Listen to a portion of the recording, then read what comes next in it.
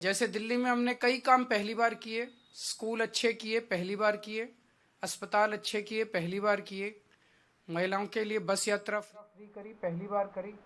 ऐसे ये पहली बार हो रहा है और मैं उम्मीद करता हूं कि भारतीय जनता पार्टी और कांग्रेस की सरकारें भी इससे सीख के अपने अपने राज्यों के अंदर पुजारियों और ग्रंथियों के सम्मान के लिए ऐसी योजनाएं लागू करेंगी। इस योजना का कल से रजिस्ट्रेशन चालू होगा।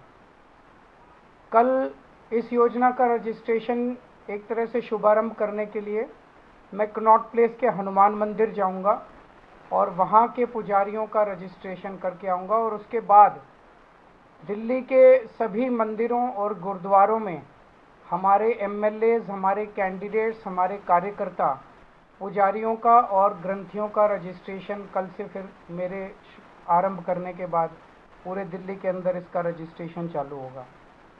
मेरी भारतीय जनता पार्टी से हाथ जोड़ के विनती है, जैसे उन्होंने पुलिस भेज के फर्जी केस करके महिला सम्मान को रोकने की कोशिश की लेकिन रोक नहीं पाए, हुआ रजिस्ट्रेशन, हो रहा है रजिस्ट्रेशन। उन्होंने संजीवनी योजना रोकने की कोशिश की, रोक नहीं पाए। इस तरह से ये कम से कम पुजारियों और ग्रंथियों की योजना को रोकने की कोशिश ना करें, बहुत पाप लगेगा।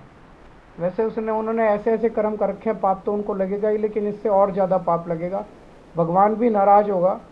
एक तरह से पुजारी और ग्रंथी हमारे और भगवान के बीच में एक ब्रिज का काम करते हैं, सेतु का काम करते हैं, हमारी प्रार्थनाओं को भगवान तक पहुंचाते हैं। तो अगर आप पुजारियों को तंग करोगे, ग्रंथियों को परेशान करोगे, उनके पास पुलिस भेजोगे, तो जाहिर तौर पे उनके मन से बद्दुआ ही निकलेगी। अगर आपके कोई प्रश्न है तो। हाँ जी, हाँ जी।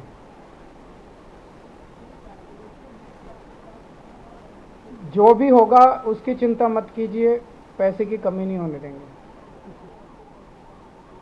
जब रजिस्ट्रेशन पूरा हो जाएगा तो बता देंगे कि कितने लोगों ने रजिस्टर किया।